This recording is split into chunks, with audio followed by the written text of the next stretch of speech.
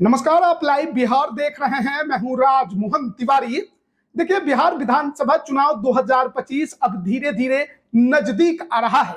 ऐसे में बात अगर महागठबंधन की करे तो इस खेमे में जिस तरीके से महागठबंधन के सहयोगी दलों की बैठकें होनी शुरू हो चुकी है, उससे आप अंदाजा लगा सकते हैं कि ये गठबंधन किस तरीके से 2025 के विधानसभा चुनाव को सीरियस ले रहा है, गंभीर रूप से ले रहा है और जल्द से जल्द जो तमाम मुद्दे हैं, चाहे विवादित हो, सीट बंटवारे को लेकर हो, पहलवान को लेकर हो, गठबंधन में अन्य सहयोगी दलों को जोड़ने को लेकर हो, इस पर गंभीर चिंतन और मंथन इस महागठबंधन में शुरू हो चुका है।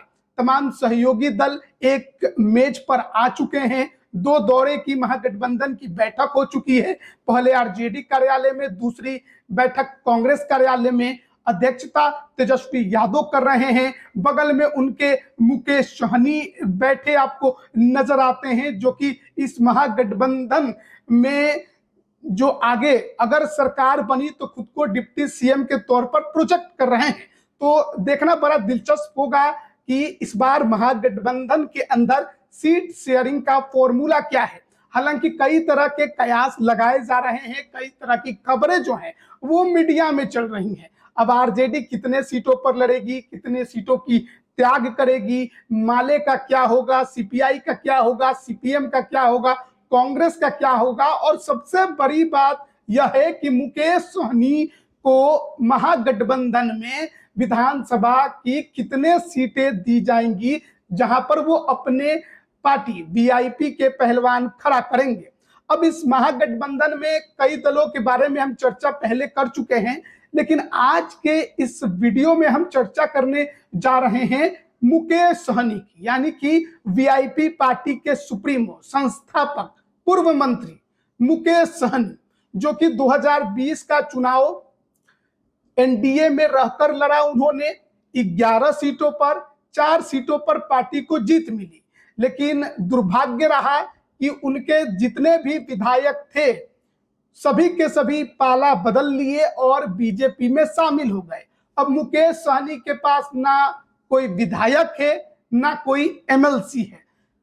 अब ऐसे में मुकेश सहनी अपनी जो राजनीतिक जमीन है उसको बचाने की जदोजहद में जुटे हुए हैं।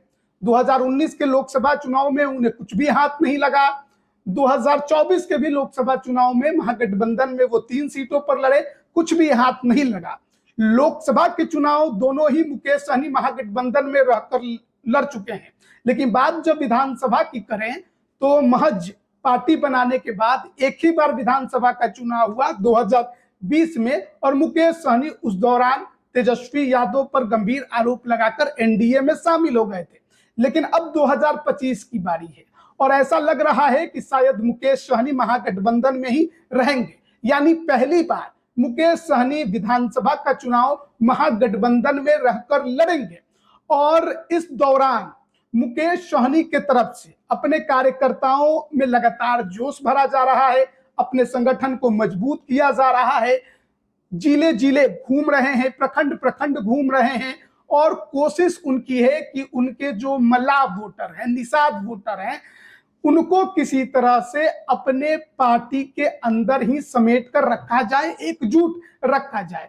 और जब वोट ट्रांसफर कराने की बारी आई तो फिर मुकेश सहनी जहां कहें वहां उनके वोटर वोट करें। और ऐसी परिस्थिति में मुकेश सहनी बिहार विधानसभा की कई सीटों पर दावेदारी ठोक रहे हैं। जो राष्ट्रीय पदाधिकारियों की बैठक उन्होंने वाल्मीकि नगर में की थी, वहां पर उनके तरफ से यह प्रस्ताव पारित किया गया कि 60 विधानसभा सीटों पर वीआईपी पार्टी अपना कैंडिडेट उतारेगी। अब 60 सीटें वीआईपी को महागठबंधन में मिलेंगी, इसकी जो उम्मीद है वो बेहद ही कम है। लेकिन कितनी मिलेंगी, कितनी नहीं मिलेंगी, कितने पर मुकेश सहनी तेजस्वी से डील कर लेंगे, ये तो आने वाले वक्त में पता चलेगा। लेकिन फिलहाल Mukesh Sahni CPI, CPM, CPIML, Congress और आरजेडी के कई सीटों पर मजबूत दावेदारी पेश कर रही है।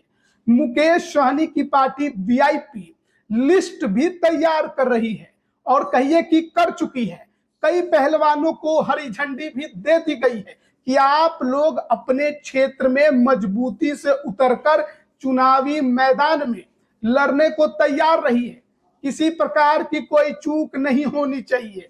अगर लास्ट मोमेंट पर महागठबंधन में सीट बंटवारा होता है तो उस दौरान कहीं ये ना लगे कि बहुत देर हो जाए, इसलिए अभी से मुकेश सहनी कई सीटों पर खूंटा गाड़ कर पहलवानों को मैदान में उतार दिए हैं।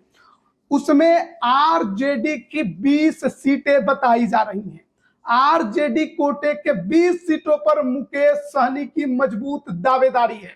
अब आरजेडी अपने इन 20 सीटों में से कितनी सीटें मुकेश सहनी की पार्टी को देगी, ये तो अभी आने वाले वक्त में पता चलेगा।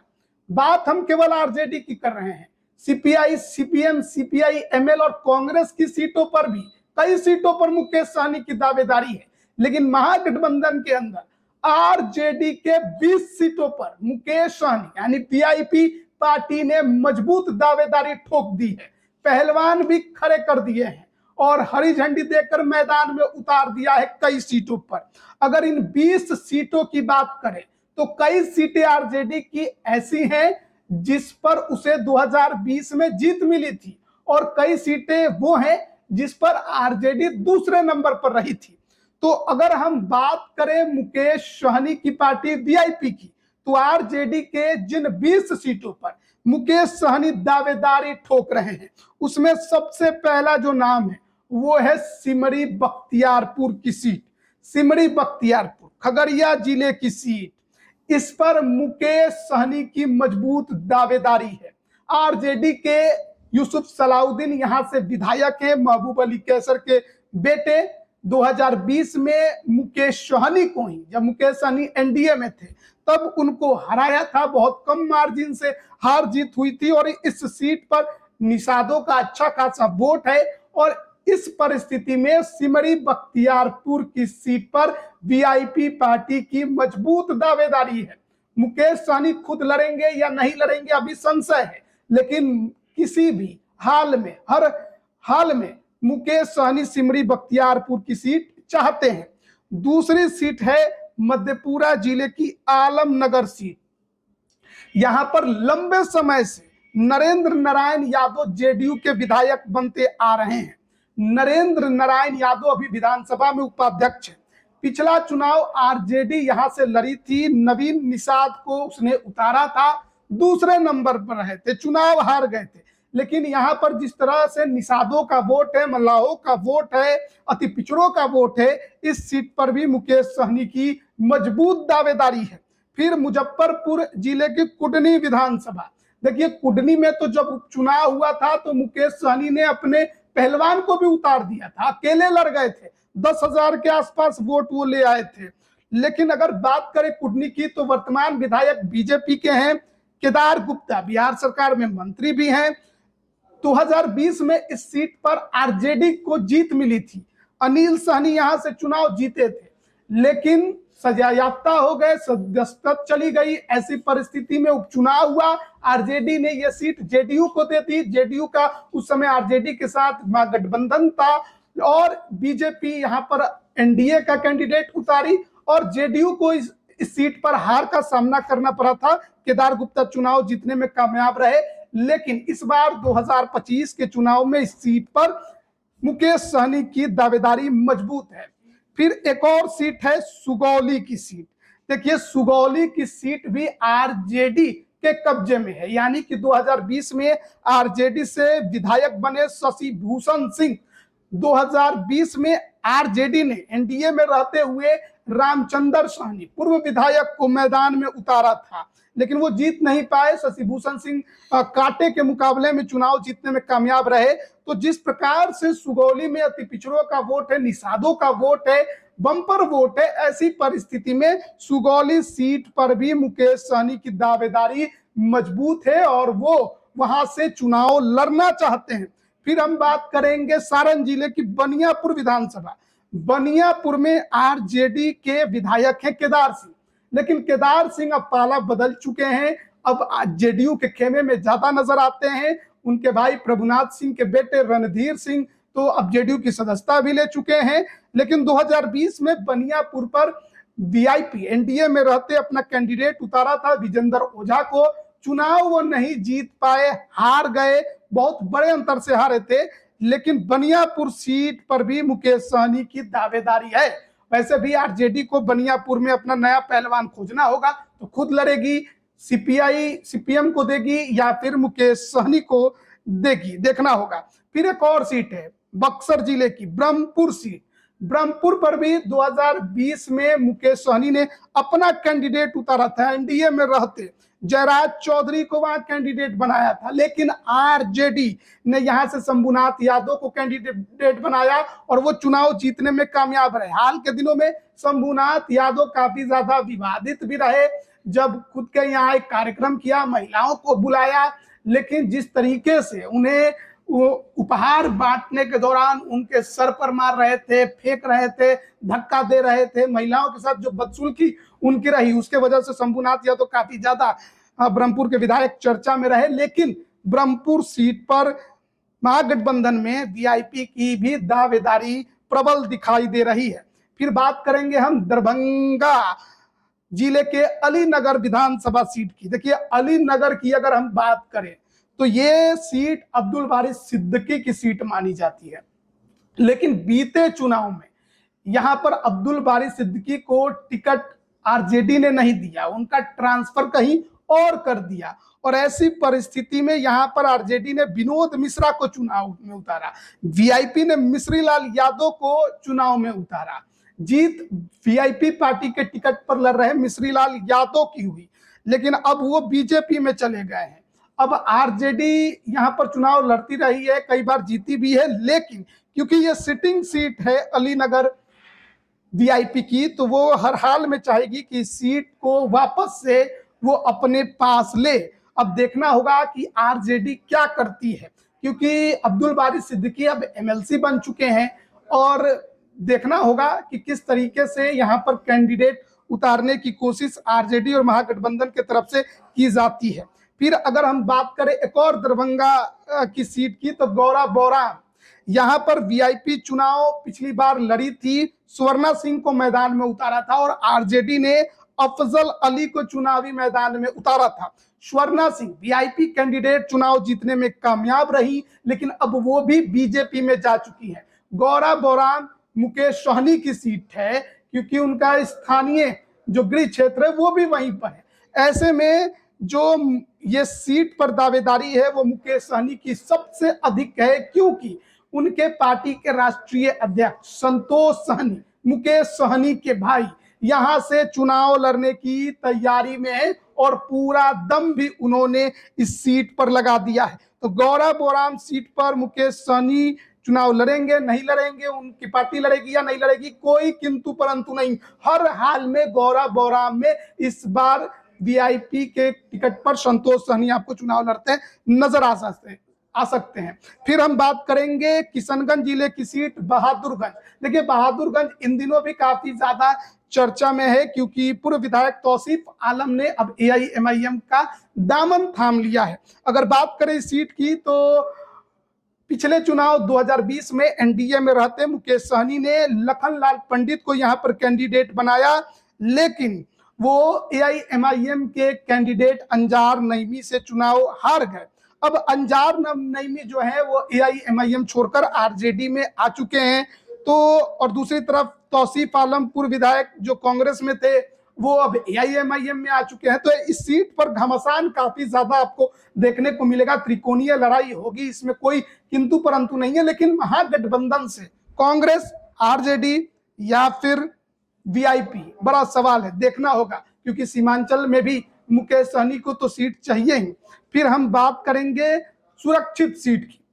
देखिए, बिहार में जो सीटों की हम बात करें तो 40 सुरक्षित सीटें हैं, जिसमें 2 एसटी के लिए है, 38 सीटें एससी के लिए सुरक्षित हैं। इनमें से एक सीट बोचहा की है, मुजफ्फरपुर जिले की। इस सीट पर पिछले चुनाव 2020 में मुकेश सहनी ने अपना कैंडिडेट उतारा था, मुसाफिर पासवान। वो चुनाव जीतने में कामयाब भी हुए, लेकिन उनका बीच में ही निधन हो गया। फिर इस सीट पर बीजेपी ने दावेदारी ठोक दी और इस सीट की लड़ाई इस हद तक चली गई कि मुकेश सहनी को एनडीए से बाहर होना पड़ा, एनडीए छोड़ना पड़ गया, उनका मंत्री पद भी चला गया। और अब इस सीट की अगर हम बात करें तो फिलहाल उपचुनाव में इस सीट पर बीजेपी ने बेबी कुमारी को कैंडिडेट बनाया था, पूर्व विधायक, और वीआईपी पार्टी ने उपचुनाव में इस सीट पर रमई राम की बेटी गीता कुमारी को कैंडिडेट बनाया था। आरजेडी ने मुसाफिर पासवान के बेटे अमर पासवान पर भरोसा किया।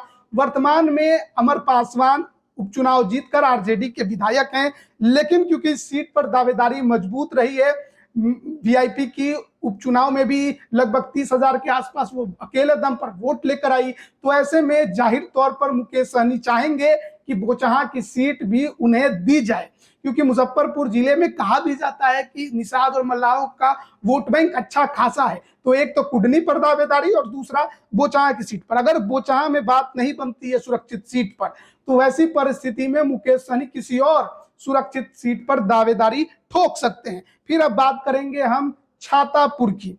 छातापुर विधानसभा की अगर बात करें तो यहाँ से नीरज बबलू, जो कि अभी बिहार सरकार में मंत्री हैं, बीजेपी के हैं, ये चुनाव जीते हैं, विधायक हैं, यहाँ पर कई बार से लगातार जीतते आ रहे हैं। पिछला चुनाव आरजेडी से विपिन सिंह ने लड़ा था, लेकिन चुनाव हार गए। अब वीआईपी पार्टी में एक नए नेता उभर कर सामने आए हैं, हाल ही में पार्टी ज्वाइन किया है, बड़े पैसे वाले हैं, यानी धन बल वाले हैं, नाम है संजीव मिश्रा। संजीव मिश्रा को मुकेश सहनी छातापुर लड़ाना चाहते हैं। संजीव मिश्रा पहले भी निर्दलीय 2020 में यहाँ चुनाव लड़ चुके हैं, लेकिन बड़ा कुछ फाइट नहीं दे पाए। लेकिन इस बार वीआईपी का बागडोर थाम वो महागठबंधन से मैदान में उतरने की तैयारी में है। अब देखना होगा कि छातापुर सीट पर क्या मुकेश सहनी को आरजेडी यह सीट देती है या फिर अपना ही कैंडिडेट उतारती है, लेकिन दावेदारी छातापुर में मुकेश सहनी की मजबूत है। अब अगली सीट की बात करें तो वो मधुबन की सीट है। मधुबन में जो वर्तमान में अभी विधायक हैं राणा रणधीर सिंह, बीजेपी के हैं, बड़े नेता हैं, क्षेत्र में अच्छी पकड़ है, चुनाव जीत रहे हैं। लेकिन पिछले चुनाव में आरजेडी ने यहाँ पर मदन प्रसाद को कैंडिडेट बनाया था, चुनाव जीतने में कामयाब नहीं हुए। कहा जाता है कि इस सीट पर भी अति पिछड़ों का अच्छा खासा वोट बैंक है, खासकर निषादों का, इसलिए वीआईपी भी यहाँ से अपना कैंडिडेट उतारना चाहती है। अब देखना होगा कि क्या कुछ होता है। हालांकि एक और सीट केसरिया की भी बहुत कुछ चर्चा हो रही है, वहां पर भी वीआईपी अपनी दावेदारी दे रही है, बगल की सीट है। फिर अब बात कर लेते हैं साहेबगंज की। साहेबगंज जो कि मुजफ्फरपुर जिले की सीट है, यहाँ से वर्तमान में जो विधायक हैं वो राजू कुमार सिंह हैं, जो कि चुनाव जीते वीआईपी के टिकट पर, फिर बीजेपी में शामिल हो गए। अभी वर्तमान में बिहार सरकार में मंत्री बन गए हैं। आरजेडी ने यहाँ पर पूर्व विधायक रामविचार राय को टिकट दिया था 20 में, लेकिन चुनाव हार गए। राजू सिंह के खिलाफ मुकेश सहनी की कही जाती है कि व्यक्तिगत दुश्मनी है, क्योंकि जो विधायकों को तोड़ने की बात सामने आती है, बीजेपी खेमे में ले जाने की बात सामने आती है, उसमें नाम राजू कुमार सिंह का ही आता है कि उन्हीं ने ये पूरा प्लान तैयार किया था, पूरा षड्यंत्र रचा था कि किस तरीके से वीआईपी के विधायकों को तोड़कर बीजेपी में शामिल कराया जाए, और खुद भी शामिल हो गए थे। तो ऐसी परिस्थिति में राजू कुमार सिंह के खिलाफ जो है वो वीआईपी अपना कैंडिडेट उतारने को बेताब नजर आ रही है। फिर एक और सीट है पटना जिले की फतुहा सीट। फतुहा में अभी वर्तमान में रामानंद यादव विधायक हैं, कई बार से हैं, बिहार सरकार में मंत्री भी बने। लेकिन इस बार वीआईपी के एक राष्ट्रीय प्रवक्ता हैं आनंद मधुकर, ये भी यादव समाज से आते हैं, इनको टिकट देना चाहते हैं मुकेश सहनी, और रामानंद यादव की उम्र भी हो गई है। ऐसी परिस्थिति में मुकेश सहनी का कहना है कि फतुहा की सीट जो है वो वीआईपी को दी जाए, हमारे पास मजबूत पहलवान है, उनकी पत्नी श्रुति श्री जो है वहां की प्रमुख भी रही है, तो उनके लिए भी फतुहा में दावेदारी वीआईपी कर रही है। अब तय तो आरजेडी को करना है। फिर एक और सीट है सीतामढ़ी। सीतामढ़ी में वर्तमान जो विधायक है वो बीजेपी के मिथिलेश कुमार सिंह हैं, लेकिन आरजेडी ने सुनील कुमार को यहाँ पर पिछले चुनाव में उतारा था, जीत नहीं पाए थे आरजेडी कैंडिडेट सुनील कुमार। लेकिन इस बार एक पूर्व अधिकारी जो है वो मुकेश सहनी की पार्टी में शामिल हुए, नाम है नुरुल होदा, और काफी खुलकर वक्त के खिलाफ बोलते हैं, अब राजनीति करना चाहते हैं, नेता बनना चाहते हैं, और ऐसी परिस्थिति में कहा जा रहा है कि सीतामढ़ी की सीट पर उनकी दावेदारी है। हालांकि सीतामढ़ी जिले के अंतर्गत किसी और सीट पर भी अगर उनकी बात बन जाए तो लड़ सकते हैं, लेकिन फिलहाल सीतामढ़ी सीट पर वो दावेदारी ठोके हुए हैं। फिर एक और सीट है केवटी विधानसभा। अब केवटी विधानसभा की जो बात करें तो 2020 में तो इस सीट पर अजीब गजीब एनडीए में खेल हो गया था। ये सीट जो है मुकेश सहनी को एनडीए के अंदर दे दी गई थी। मुकेश सहनी ने यहाँ पर हरी सहनी को कैंडिडेट भी बना दिया, जो कि वीआईपी पार्टी की सदस्यता लिए और टिकट लेकर चले गए घर। लेकिन वही हरी सहनी जो अभी बिहार सरकार में मंत्री हैं, बीजेपी के एमएलसी हैं, बाद में कहा जाता है कि हरी सहनी पलट गए।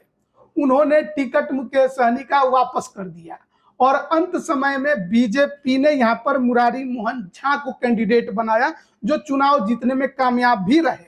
अब मुकेश सहनी उस समय खून का घूंट पीकर रह गए कि जब नहीं लड़ना था तो टिकट नहीं लेना चाहिए था, जब ले लिए तो चुनाव लड़ना चाहिए था। अब किस वजह से हरी सहनी ने टिकट वापस कर दिया, क्योंकि मुकेश सहनी तो कहते हैं टिकट बेच दिया, तो कई तरह की बातें केवटी में देखने को मिली। हालांकि आरजेडी ने उस समय अब्दुल बारी सिद्दीकी को यहाँ पर कैंडिडेट बनाया था और कांटे की लड़ाई हुई थी। कांटे की लड़ाई में यहाँ पर मुरारी मोहन झा अब्दुल बारी सिद्दीकी पर भारी पड़े। अब सिद्दीकी जी एमएलसी हैं तो देखना होगा कि सीट पर मुकेश सहनी अपना कैंडिडेट उतारते हैं और फील्डिंग करते हैं तो आरजेडी उनकी बात मानती है या नहीं। फिर एक और सीट है भागलपुर जिले की नाथनगर की सीट। इस सीट पर भी कहा जाता है कि अति पिछड़ों का दबदबा है, अति पिछड़ों का जो वोट है वो इस सीट पर काफी ज्यादा है। मुकेश सहनी भी कई बार ये खुलकर कह चुके हैं और नाथनगर में उनका पर्सनल इंटरेस्ट है।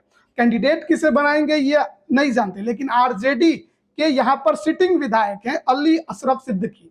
अब देखना होगा कि आरजेडी के सिटिंग सीट पर मुकेश सहनी का ये जो दावा है वो कितना मजबूत होगा।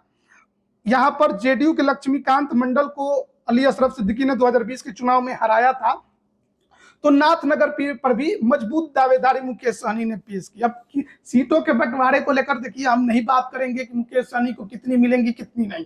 60 पर दावा ठोक दिया है, जिसमें कांग्रेस की कई सीटें हैं, माले की कई सीटें हैं, सीपीआई सीपीएम की कई सीटें हैं। अगर अन्य सीटों की भी दावेदारी की बात करें तो आरा सदर से भी मुकेश सहनी की दावेदारी है, बेलदौर जो कि कांग्रेस की सीट है यहाँ से भी दावेदारी है, पूर्वी चंपारण के गोविंदगंज से भी जो कांग्रेस की सीट है वहां से दावेदारी है, कैमूर के चैनपुर से दावेदारी है, सीमांचल और मिथिलांचल में और कई सीटों पर मुकेश सहनी की दावेदारी है।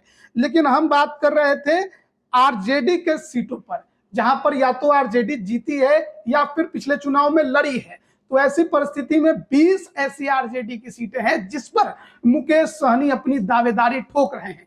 अब इन सीटों में से कितनी सीटें मुकेश सहनी को तेजस्वी यादव देंगे ये तो आने वाले वक्त में पता चलेगा। लेकिन सबसे बड़ी बात है कि महागठबंधन के अंदर मुकेश सहनी को कुल कितनी सीटें मिलती हैं। 60 की दावेदारी है, हर कोई जानता है कितनी सीटें नहीं मिलने वाली हैं, लेकिन 15, 20, 25 क्या कुछ मिलेगा ये तो आने वाले वक्त में पता चलेगा और उस दौरान कौन कौन सी सीटें होंगी। लेकिन फिलहाल मुकेश सहनी अपना लिस्ट लेकर घूम रहे हैं, पहलवानों को भी हरी झंडी दे रहे हैं, मैदान में तैयारी करने को बोल रहे हैं। अब देखना होगा महागठबंधन में उनको लेकर क्या कुछ फैसला होता है। आप इस पर क्या राय रखते हैं कमेंट करके जरूर बताएं। आप सभी का बहुत बहुत धन्यवाद।